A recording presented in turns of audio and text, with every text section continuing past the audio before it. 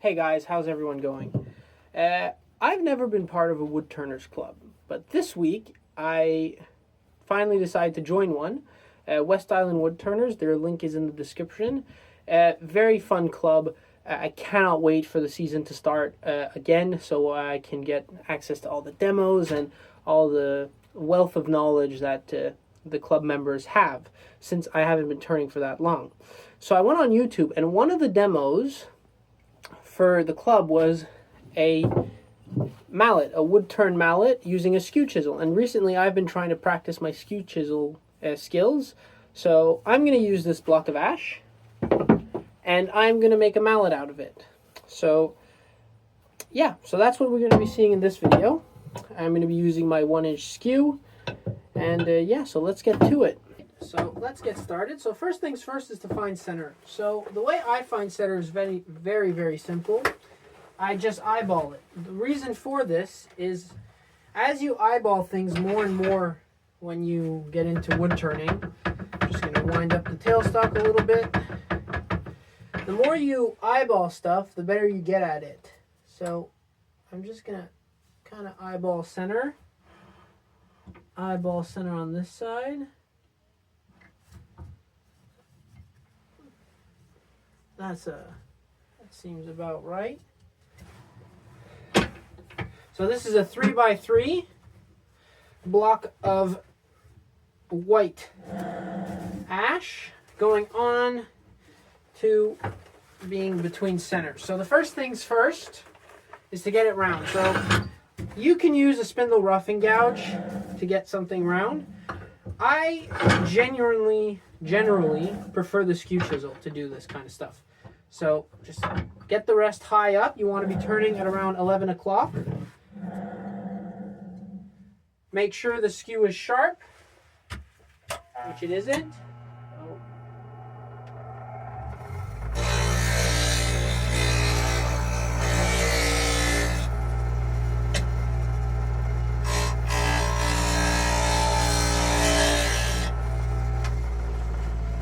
And now we can start turning. So a little bit high. So face shield on. Well, now we're going to be doing a series of planing cuts.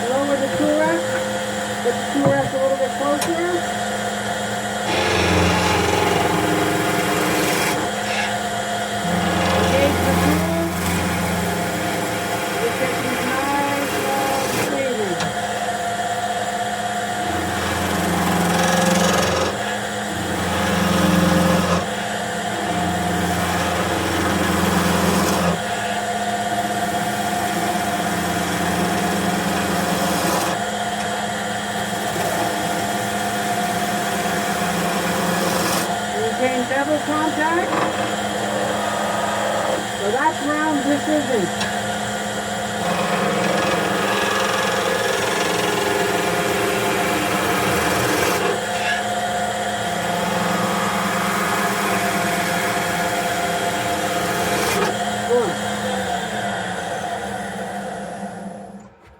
So that is round, except for that, which is fine.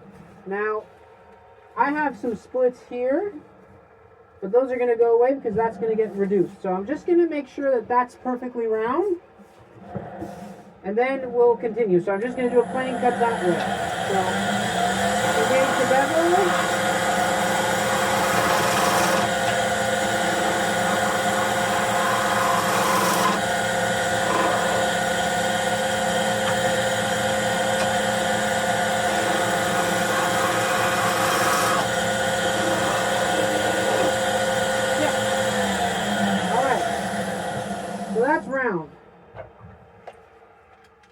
when you're turning with the skew, an important part of skew chisel turning is very important that you never have too much of the point attaching at once. So if I just hold the wood, you want to present the skew at around 11 o'clock. So if you take the piece of work as a clock, you want to be around 11 and 10 o'clock in range. So you bring it down, and as you see, I'm just creating a shaving so that's how sharp the tool has to be.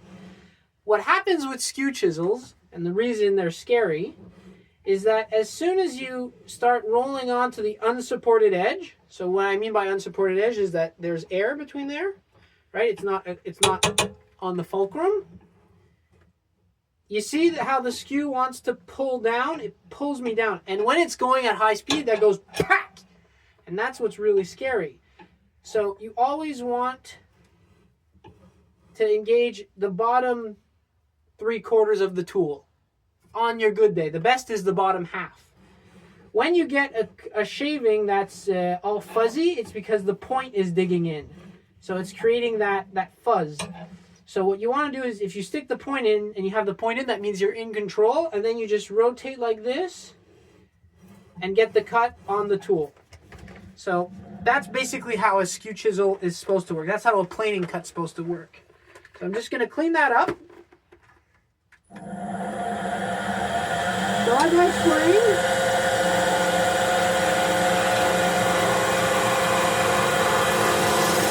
when you find the bevel, you have a little bit of dust going, and then you just turn. You just rotate your hand and lean into it.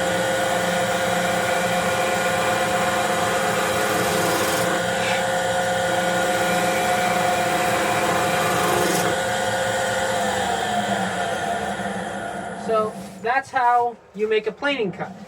Now planing cuts are all good, but now I want to make the mallet handle. So my handle, I want it to be, let's just say, I don't want to use this because that would stain.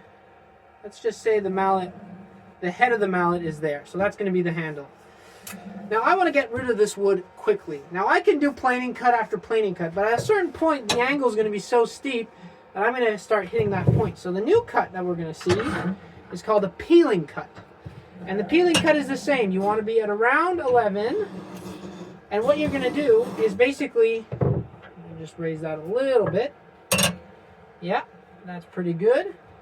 And you're just going to peel. And it's going to leave these nice, you see those shavings? Nice curly shavings. So turn that on. Now that's sharp. Down on the tool rest. There we go.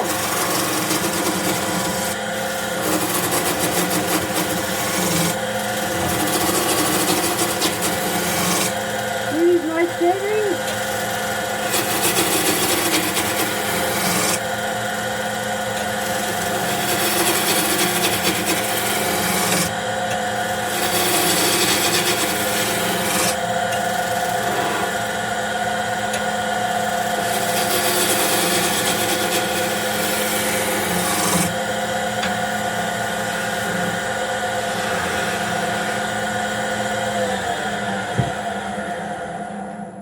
So those nice, beautiful, long, thick shavings are where you're cutting. You're not scraping. It's important to know that.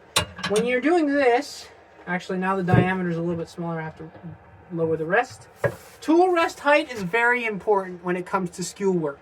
With usual tools like a gouge, you can just turn on just above center, no matter what the diameter is, and it's probably going to be fine. But with skews, it really varies. So when you're doing a peeling cut, you want to be above and you're going down in an arc. So basically, you're going like this on the wood. Some people think that, and when I started, that's how I saw it, was pushing in like that and just pushing in, which is 100% not what you're supposed to do. That's called scraping. So you see, it doesn't leave those nice thick, well actually it does because the tool's so sharp.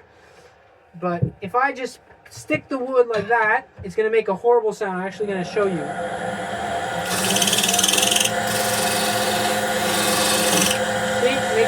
horrible, horrible sound, and it leaves this dust. You don't want dust. You want shavings. Alright? Now the reason there's so much chatter is because of these splits. You have a split here, there. So I'm going to get rid of those in just a second. But anyway, so that's the peeling cut. So now I'm just going to get this handle down to shape.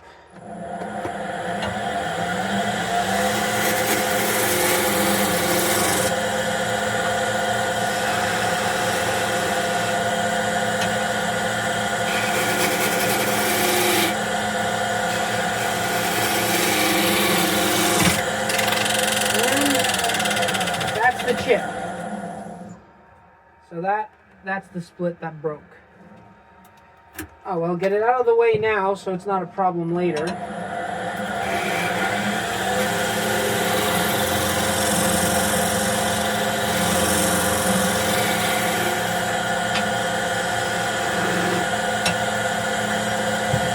lower the rest. I'm going to make a little bead. So for a bead, get the quartering gauge. Get the quartering gauge and then just rotate. See? So corner.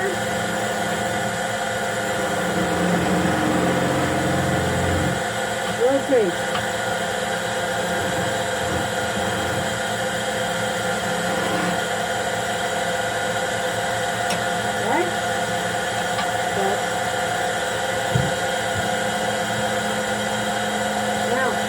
This to be a swoop.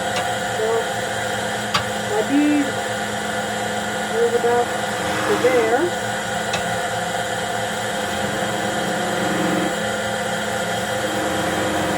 So I'm going to go sharpen this. When it starts to do that, the tool's not sharp anymore.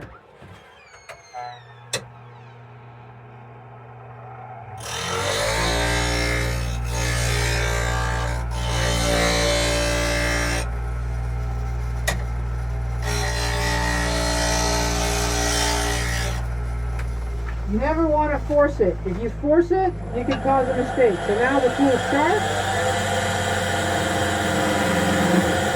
See? Either that or the rest is too high.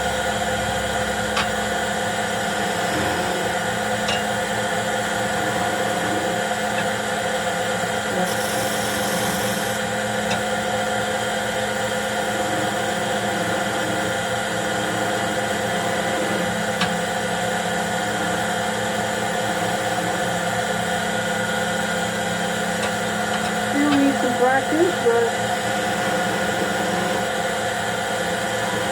that's the general idea.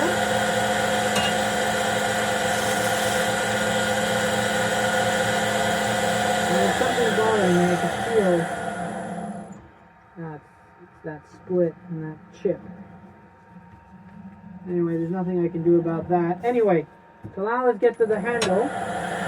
So I want this in a swooping curve. So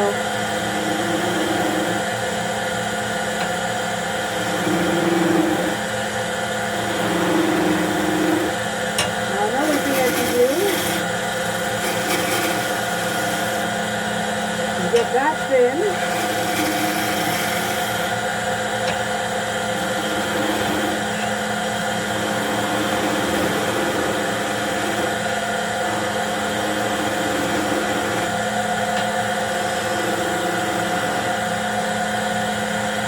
Just like so.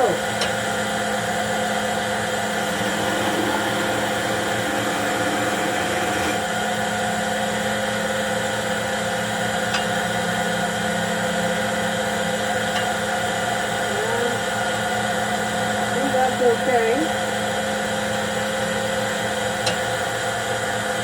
Maybe a little bit more.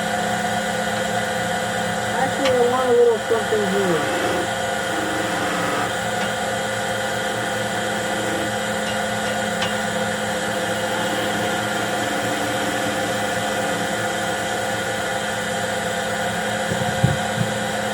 Feeding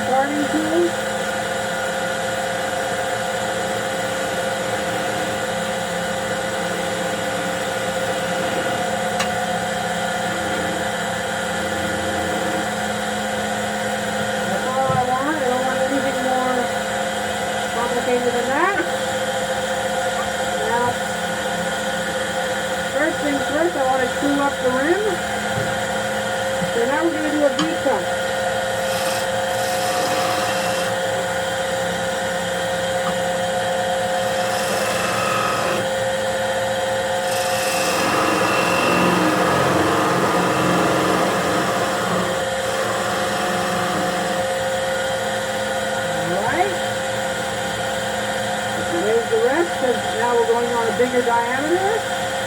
Now I want to round this over. So, point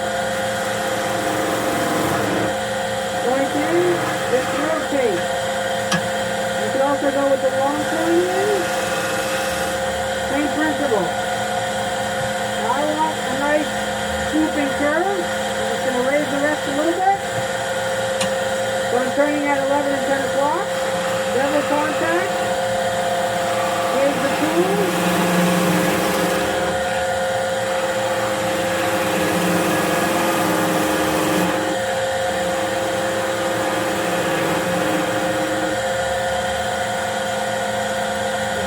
That's not super clean.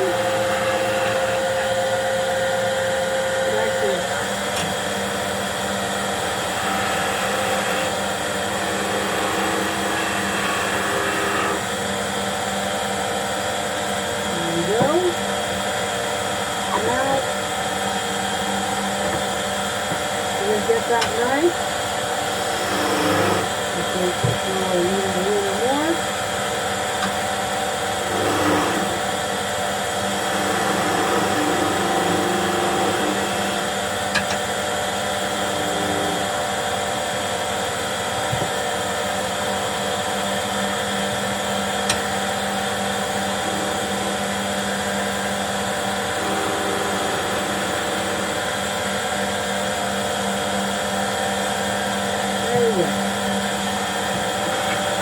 Now we're ready for sanding. Get that out of the way.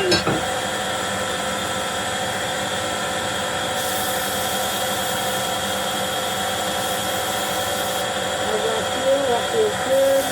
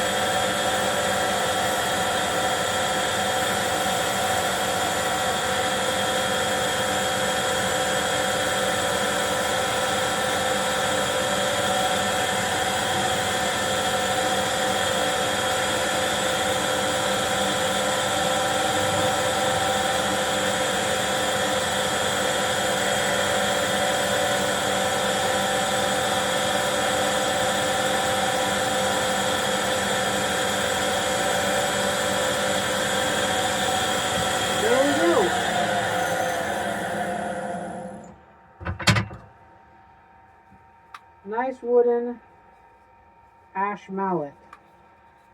Boop. So I hope you guys enjoyed this project. A mallet is a very fun project to start off with, even if you're just starting off with the lathe, because it adds to the shop. Everyone needs a mallet, right? And as a woodworker, it's one of the classic tools of a woodworker. So it's a very good project as an entry-level project for turners. So I encourage you to make one with a skew, obviously, because it's a skew challenge.